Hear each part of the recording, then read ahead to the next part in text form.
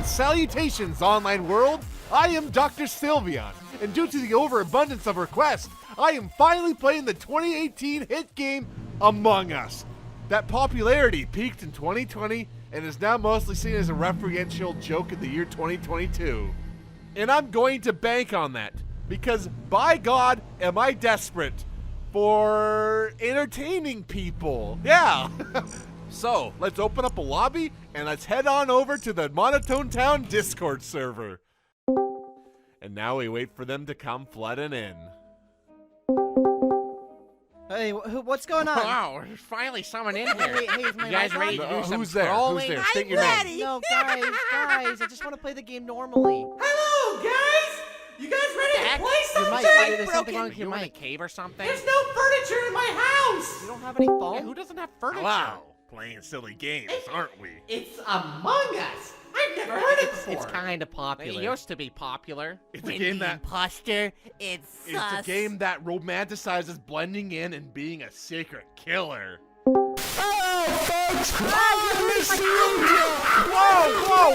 Quiet down for a second! Turn down your boost! Okay, I will try. Can you turn it down? Is this better? Is this better?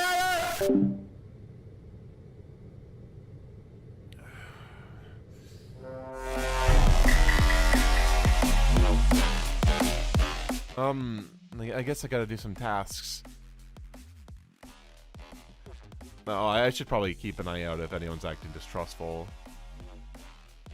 This is my first video, but I'm struggling to look out material to work off of. There's not much.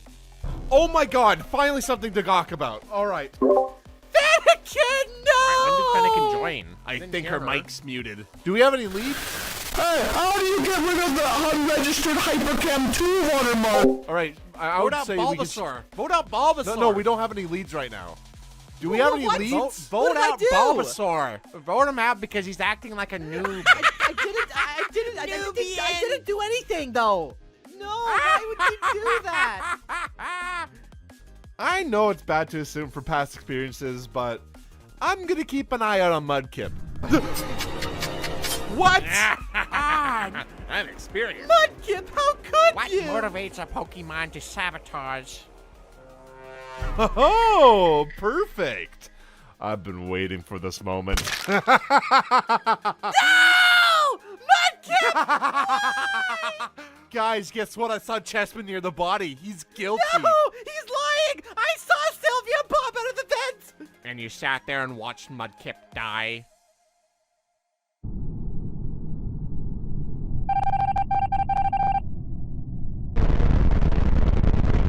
See? This is easy. Just like that. A bit too easy. He's just standing over the body. I saw Cyndaquil standing over the body. Wait, quick question. Has anyone seen 1982's The Thing? What's the thing exactly? Because someone did a crappy claymation off this game and tried to make that tie. When the imposter is sus. Shut up! Cry about it, boomer. This wasn't earned. Let's just try one more time. Utmost respect for the Pokemon who use this as your entire career. Making 6 figures totally earned. Oh my, no! What? Tell me you saw that. Report it. Report it. What are you doing? What? Just report the body!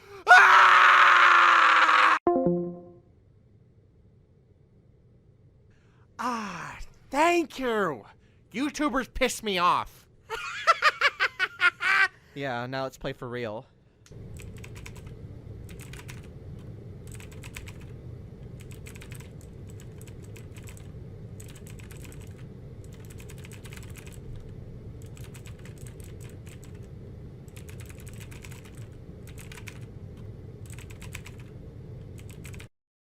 Among Us in real life. Sus. Sus. Among Us in real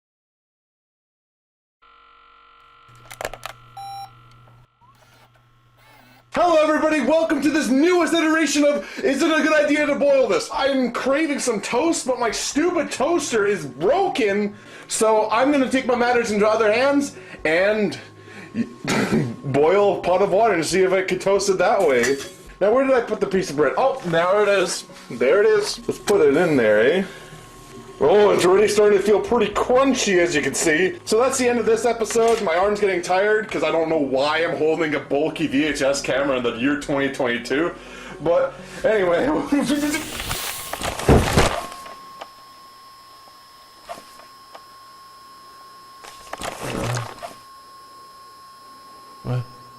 What is this place?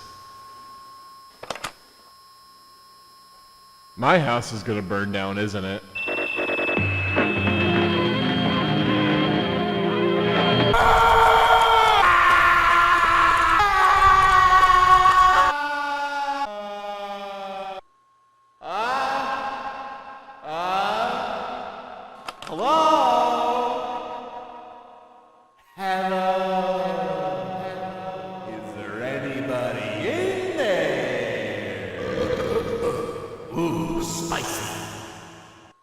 House tour, everybody!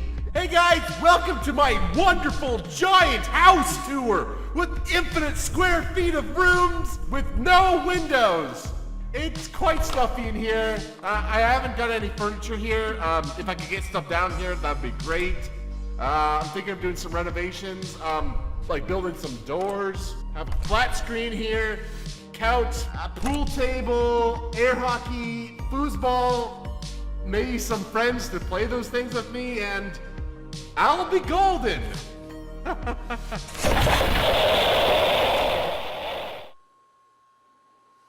I think I found a friend, guys. Hello? Hello? Hello? Come back. Don't be shy. Do you like my idea? Hey, wait. Oh my gosh, I'm so dehydrated. I caught you! Do you have a Mountain Dew or something? Because I'm feeling a little thirsty. And that's my favorite thing.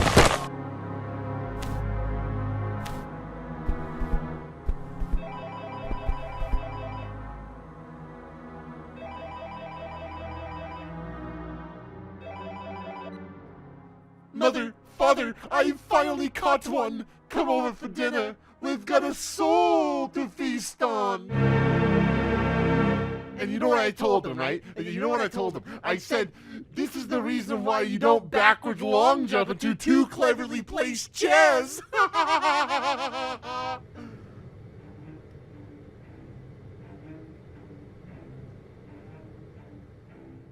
It's about time you got a human soul. Well, I think Bradley did great! He's a beginner! I'm not a beginner, I know what I'm doing. I see nothing has changed since our last visit.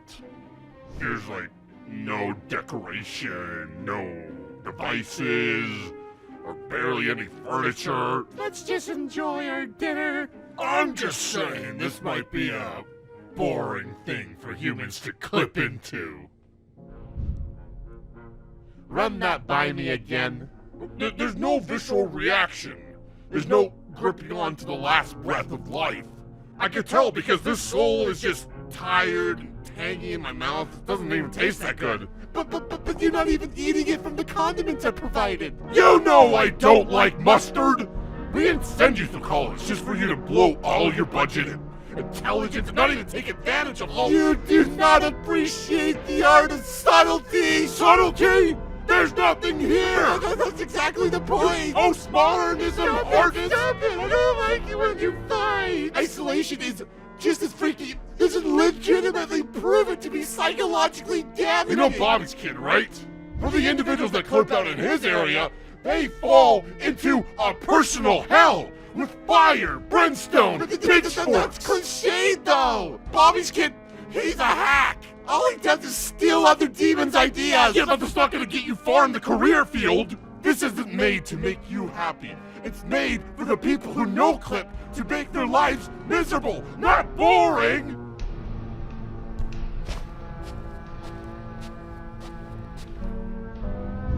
You know, I think I'm gonna side on your father with this.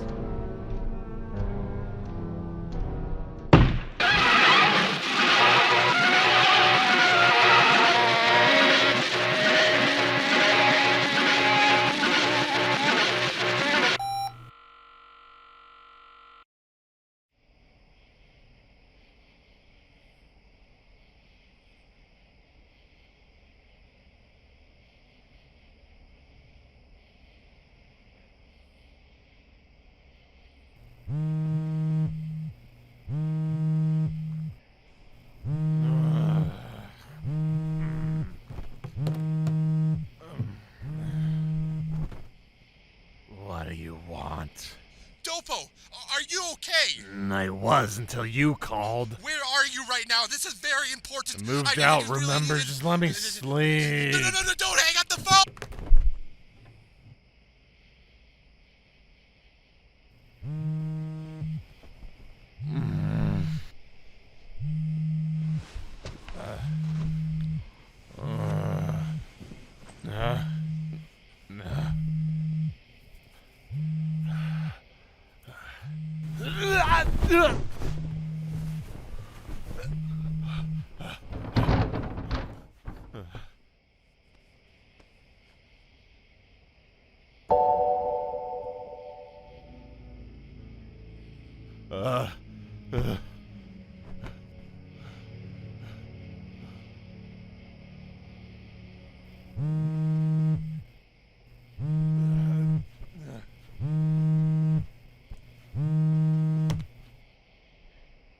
Dane, does everything look weird and fuzzy? I think I'm freaking out. Oh, you just noticed? I thought that's what you wanted.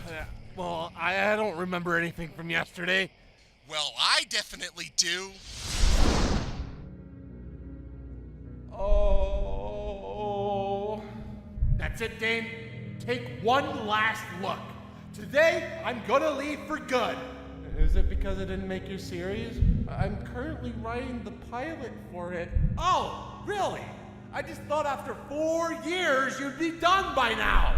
Yeah, but I'm trying really hard. I'm tired of being called the worst animator in existence. I just have to do better. Reboot it. Improve the visuals then. Maybe that will help disguise the terrible writing. But it's what's on the inside that counts.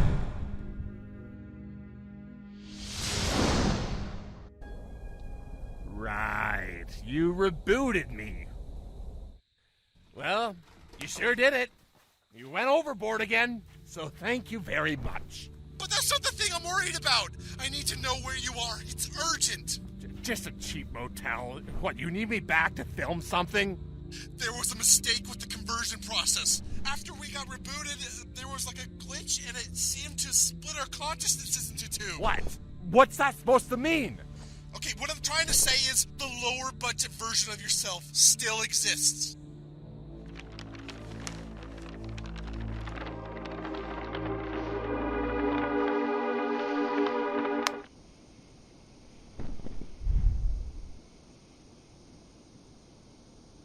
What are you doing in my room?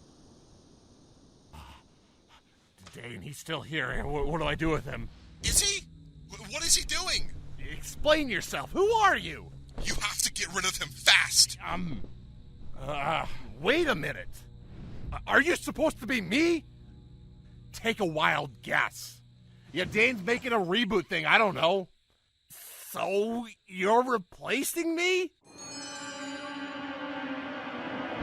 You're not gonna replace me! You're an imposter! You look nothing like me! Get out of here before I call the police! Ah! Hey! Hey! Ow! Ow! How are you doing that? Ah! Stop it! Dane's telling me how to fix this! If you were me, you know that I'm not too fond of reboots. I like the jank of the originals.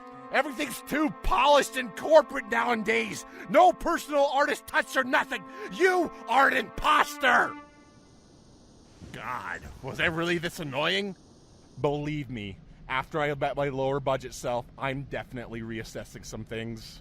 Hey, no, all I said is we could be a great team. All four of us teaming up making content. Come on, let me down from here. Yeah, we have to get rid of them. Find the nearest paper shredder and run them through, all right? What? What? No! No! No, don't hurt me, please! I know it'll be hard, but letting them exist is going to taint the new us. Dane, that's morbid. Why don't we just leave them alone? Oh, shoot. Hey, where'd you go? Hey! Hey! Dopo! Dopo, are you okay? Hello? Hello? You better not lay a finger on that low-budget Dane, you hear me? We're not gonna let your fancy little graphics define us! We're fine the way we are. Oh no. You know what the downside is of being a 3D model? You hear that, you pandering corporate dweeb? They clip into things. Ah! I'm the original Dopo! Ah! Hope the people downstairs love celebrity voice actors!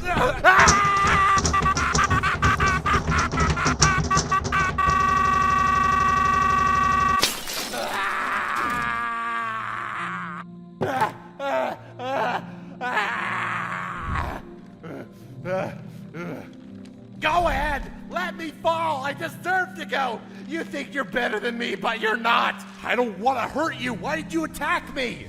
Because you're gonna ruin everything! You're supposed to look terrible! Look terrible? Sound terrible? Your voice sounds like a 70-year-old smoker who shattered their testicles in a vice grip! Well, your overbite's bigger than mine! At least I don't look like South Park anymore! South Park doesn't own the cutout style! I don't even like that show! It's terrible! Ham-fisted baby's first satire! No, you pretentious snob!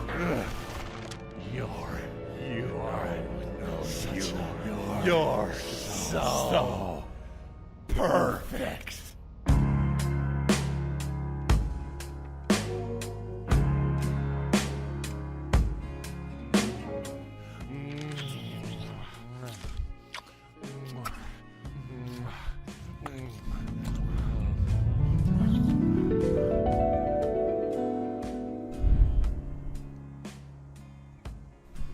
That was wonderful. Well, I know what makes you tick. Oh, piss off. I'm so glad you came into my life. I want to stay with you forever, ever.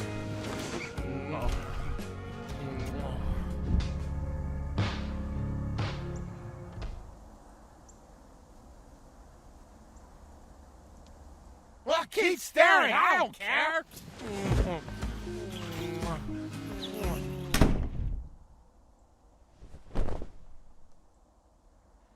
So, do you think we get views if we recorded ourselves doing that? Nope, not at all. It's an oversaturated market.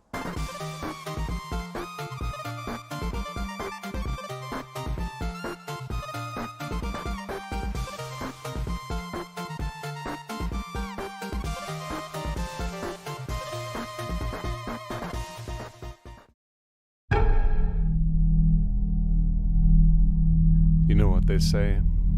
There's two types of people in this world. Stupid people, and stupid people who are aware they're stupid. Yes, it's a generalization, but not every person is equipped with the same skill set. Even the most quote-unquote intelligent people will be ignorant with something. Does a rocket scientist know the Mayan language? Until they dedicate time to learning it, they would be considered dumb by at least someone out there. But it's relative and opinionated to make claims. Everyone's different. You can learn something new every day, or ignorance is bliss. Don't let it bother you. However, I could be stupid with my perspective. There's always a debate on objectivity. Something objectively stupid. Even with the most concoctive talent, with as much research as possible, a person who studies stupidity down to its most raw level fathomable. Stupid not only put on full blast, but full-on fetishized to an exploitive degree. A character that can only be conceived in fiction. A man so stupid, he only relies on bodily instincts, despite being able to comprehend speech. There is nothing going on inside that head. What head? The head that's slowly coming towards you? Those lifeless, vacant eyes mouth slightly agape with that boater hat firmly placed upon that empty cranium. Stupidity so ingrained into his identity, he legally changed his last name to Stupid. A general idea personified in the character known as Stanley Stupid, played by Thomas Arnold in the 1996 Jonathan Landis masterpiece, The Stupids. Cinema has been no stranger for exaggerating clumsy characters for comedic effect. But with the punkish counterculture attitude of the 1990s, there was a trend of subversive and intentionally stupid comedies. But at the height of the stupid craze, a film releases with no holds barred. We put the dumb back in stupid. It reads like a form of absurdist poetry. And it was so polarizing. It was revered by the general public. Reviewers thinking they were so clever reviewing a film called The Stupids and calling it just that, stupid. 'Cause that's what it is. It's stupid to the core. And it's not even stupid in a clever way. It's full-on brain-dead stupidity with little substance of any kind. As American as apple pie and twice as smart. I'm losing my mind, but that's the film's goal. It wants me to indulge and become a mindless drone much like the film's protagonist. Do you commend the film for being honest and sticking to its stupid core? Or do you write it off as being as stupid as it intensifies the pain within? I do not know.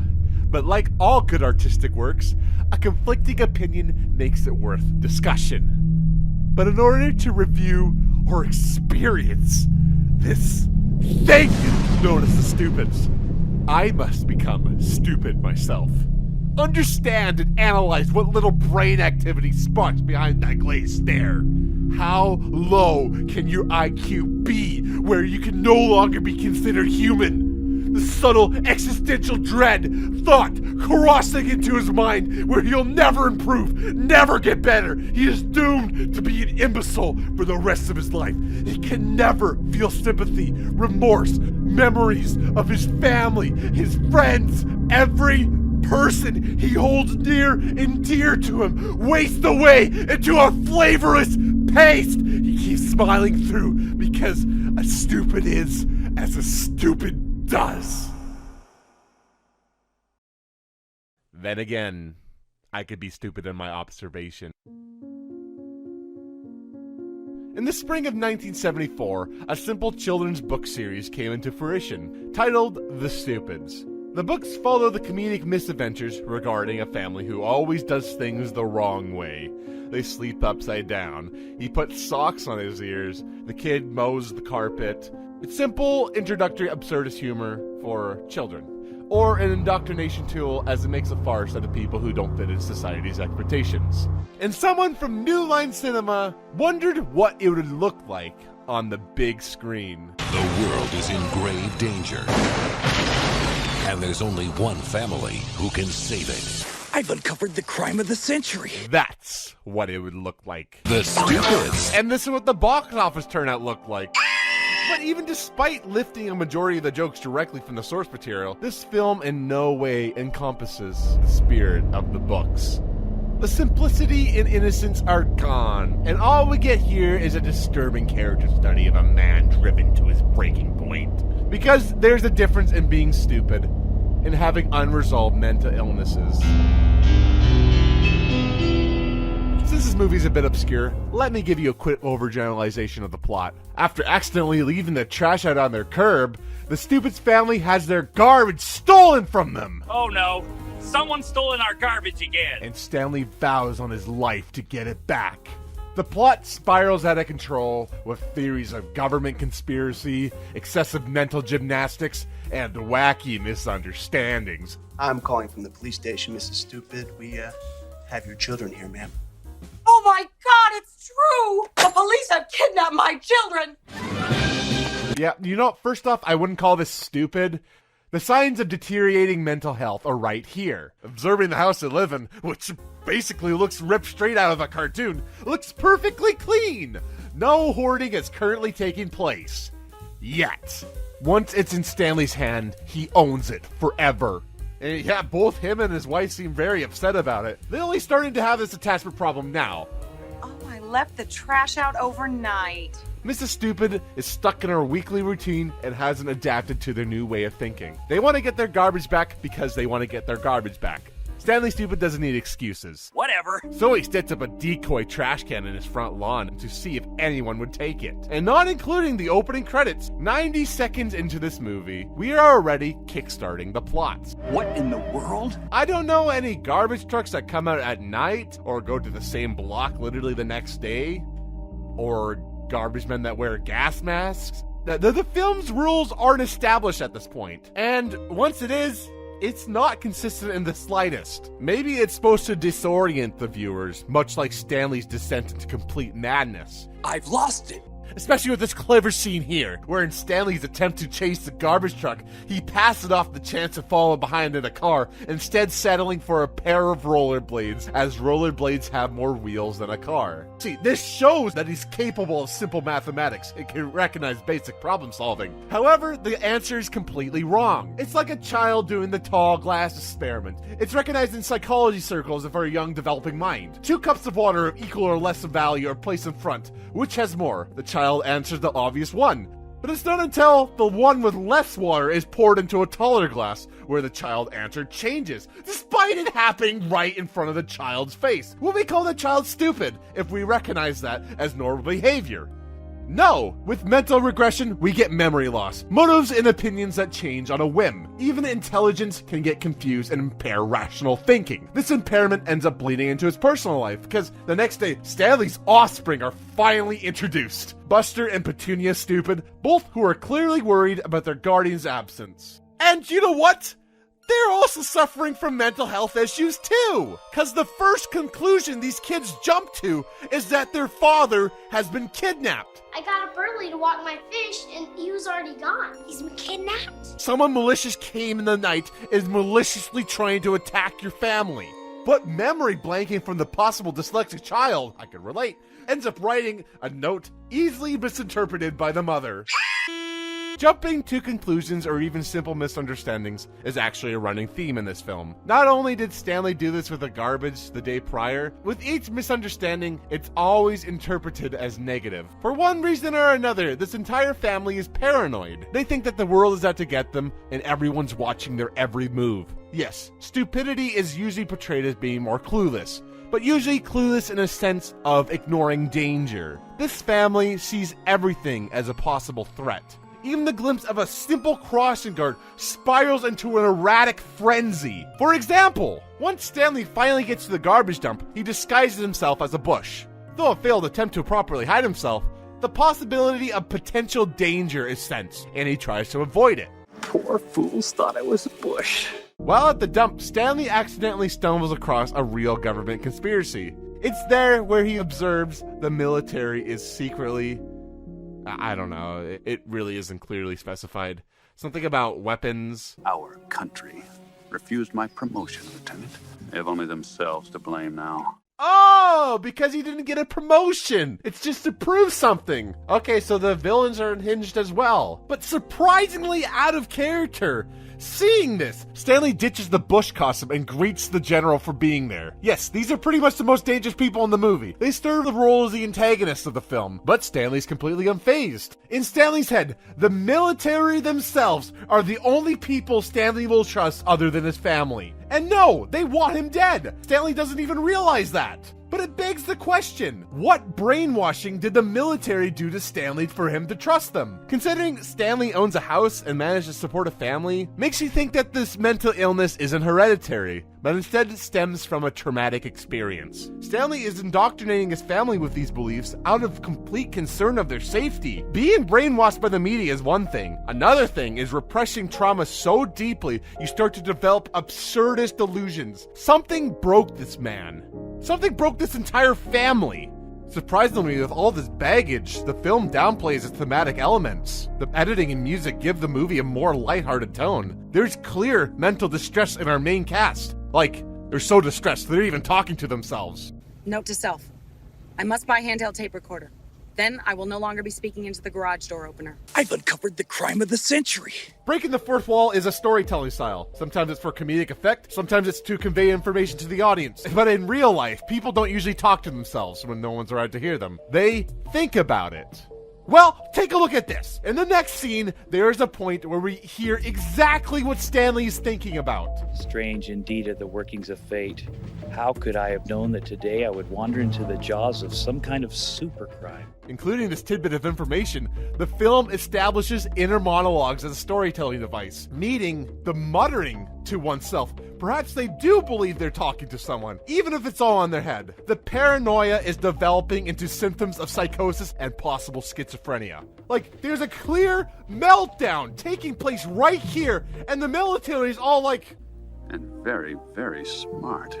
Kill him. What? Sure, I completely understand seeing this freak out would be somewhat threatening. But this isn't a secret base! You are just at the fucking dump! It's publicly accessible! People come out of these places and drop stuff off on a daily basis! You don't think, for 1 minute, that this could be easily some crackhead having a bad trip! So, like anyone would, they give him a free car! And to think I just wanted to ride back to town!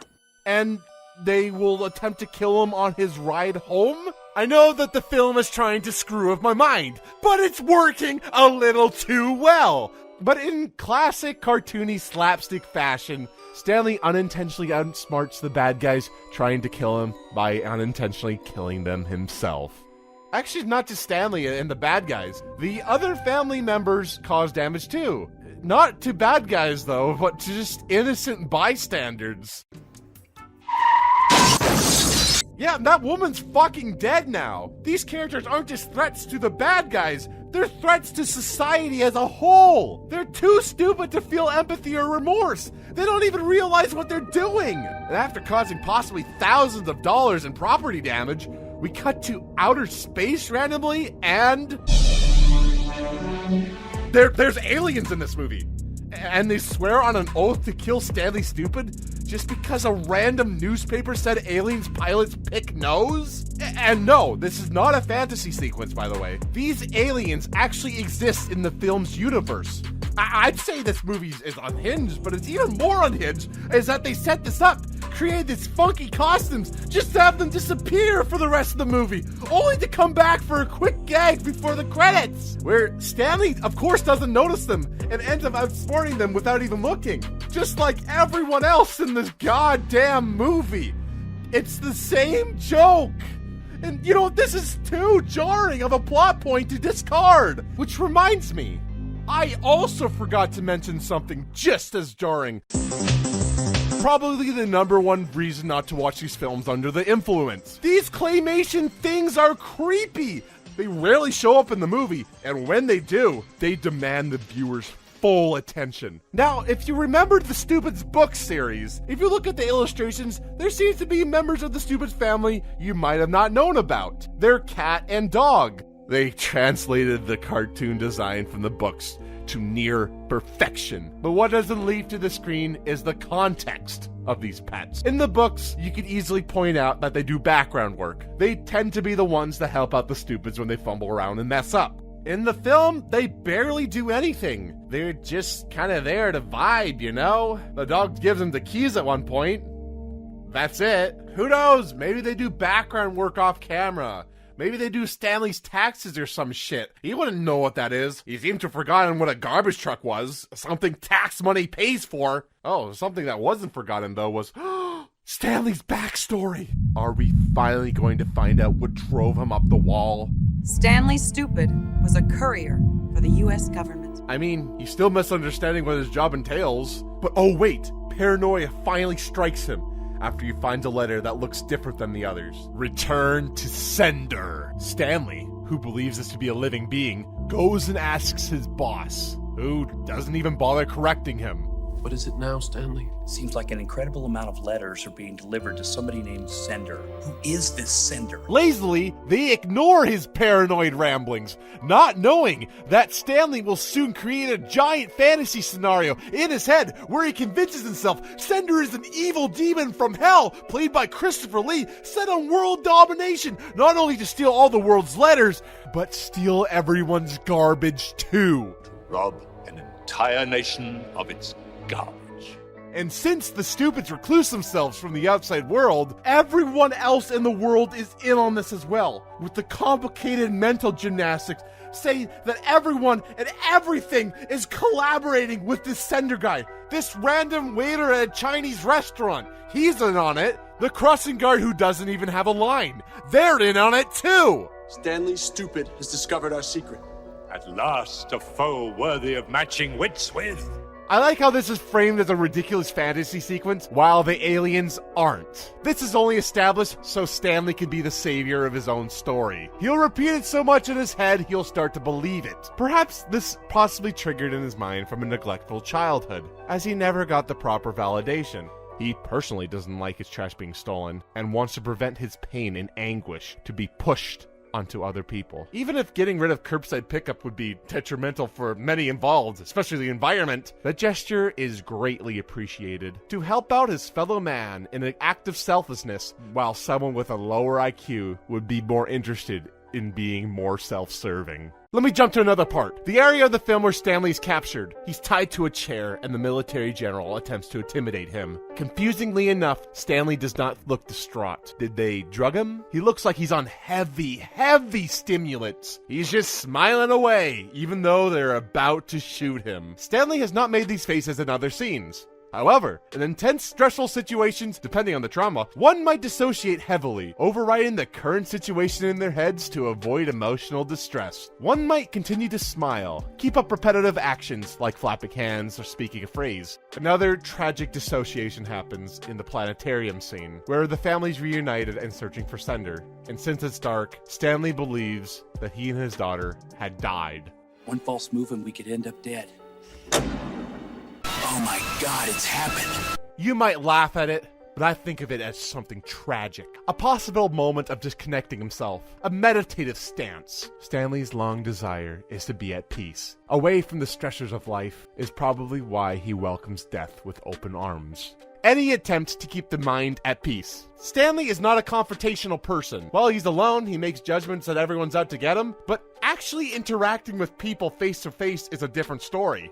In fact, he's quite friendly. Here's your fare and a little extra for yourself. Thank you, sir. What's the occasion? It's just good to be home. Whether he puts on a mask to avoid conflict, he will still get up, shake their hand, and greet them with the utmost sincerity. His social skills may get awkward, but he never acts shy or afraid. He practices these conversations in his head, and with enough dissociation, he's confident and relaxed. Even at the end of the film, where Stanley confronts who he believes to be Sender, doesn't throw any punches. Instead, he fights them with a far better weapon. His tongue. Well, my friend, it seems you lost. I certainly am. And with his simple but excellent persuasion skills, he reasons with Sender to change his ways. Yeah, that's not Sender, by the way. He just assumes he is, and both of them are, like, misunderstanding each other. Yeah, this plot is a little too convenient for my taste, but who knows if this whole thing is in Stanley's head at the end of the day. Is that why the aliens exist? Does the rest of his family even exist? Oh, shit. I personally haven't really talked about the other members of the family. And why would I? They kind of work as a hive mind. Watching the film, it's almost immediate you realize there's little to no distinction between them at all. They're not stupid enough in their own unique ways. Any dialogue from any character can be swapped out on a whim. Is this lazy writing? I would say not. If they all share the same personality, and the family is so convinced that the Sender delusion is real, they don't even question it one bit.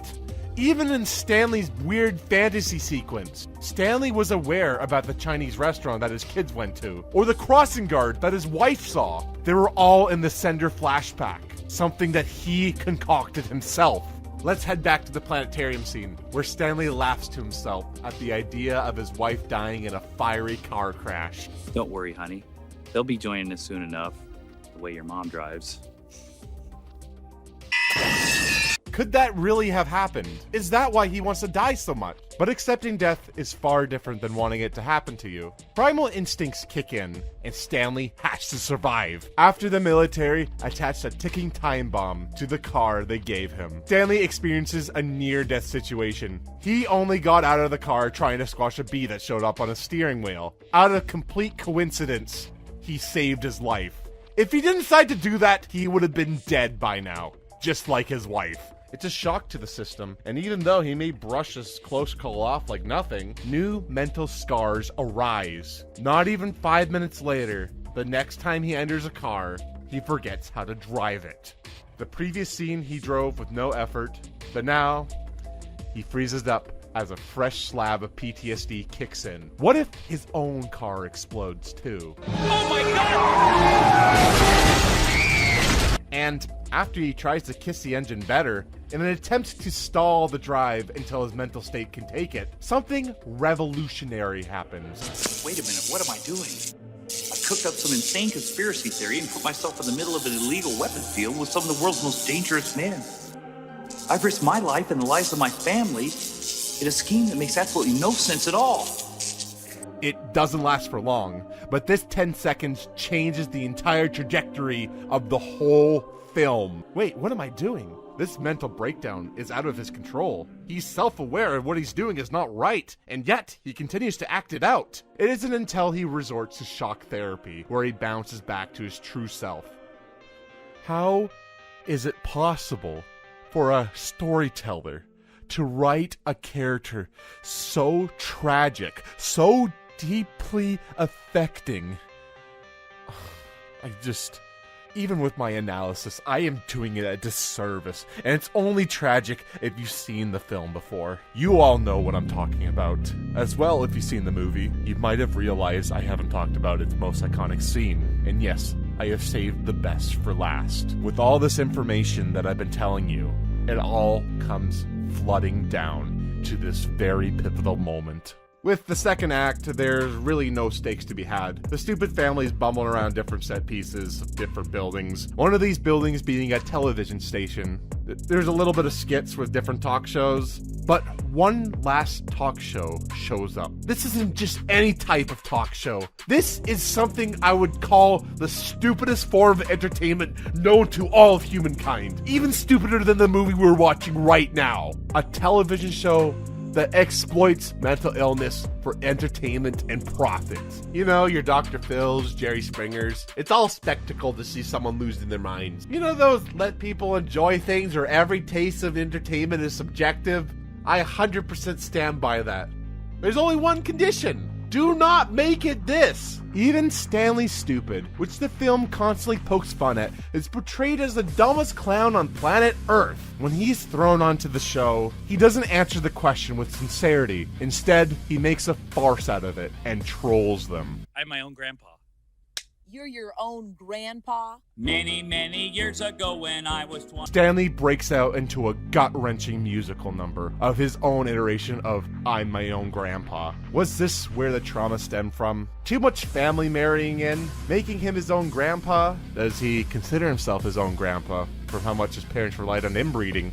No, I'd argue. This is where I personally speculate the movie gets meta. Something, if known, shades this scene into a whole new level of irony. A theory that may breathe life into the film's baffling conception. Does anyone know who Tom Arnold is anyway? Outside of this movie, what did he really do? Apparently he was a big enough star, he was paid $5 million for this role. Why not $6 million? He refused to do the nude scenes. What? Tom! What do you mean by that? Was there another cut of the film we don't know about? Was it called The Hornies? I guess he was in True Lies, which that was the most expensive movie ever made at the time, and he was in a few episodes of Roseanne. Oh, he was Roseanne's ex-husband? Please, I'll take acting lessons and I'll look real professional and stuff. No. Tom Arnold stars in the Jackie Thomas Show. Now, I'm a zoomer. I don't even know what a Roseanne is. Was he really that big of a deal? He was the star of 2 sitcoms, both named after him. Sitcoms that almost nobody remembers or bothered to archive. Oh, it looked like there was just a lot of heavy drama with their divorce. Roseanne is filing for divorce. Insiders say Tom may have taken up with another woman. Whatever. It was so big that it was adapted into a television movie. That's just so pathetic. And this was 2 years before The Stupids, by the way. But does that mean that most of this career stems from socialite culture? Was the marketing saying Tom Arnold is stupid meant to give the people who follow the drama an ego boost? Paranoia, depression, psychosis, memory loss can possibly develop if you live in a world where everyone's watching your every move. People who jump to conclusions on stuff that should be kept private. Now, I'm speculating, but Tom Arnold, not Stanley Stupid, but Tom Arnold himself, I'm speculating, breaks character and sings I'm My Own Grandpa from the bottom of his hardened heart, giving the biggest middle finger in cinematic history towards everyone who indulged in this exploitive celebrity obsession chapter in his life.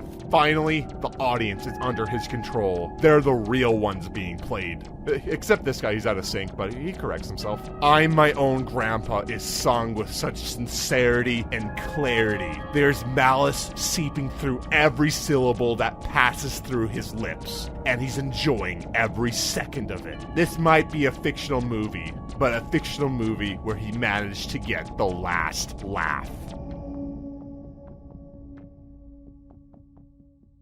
Then again, I could be stupid in my observation. This could really just be a below-average family comedy for the 90s, with its only purpose being a fun diversion for an hour and a half. While the movie does excel in fun costume design, the film's humor is repetitive and most of the time falls flat. The pacing is choppy, characters are shallow, world building is inconsistent. Even with the film's absurd premise, it strangely feels held back in a way. The highlights of the movie was just seeing how crazy or even how far they could have taken something, and if it was their strong suit, they should have committed to it. The film meanders and sets the bar quite high early on.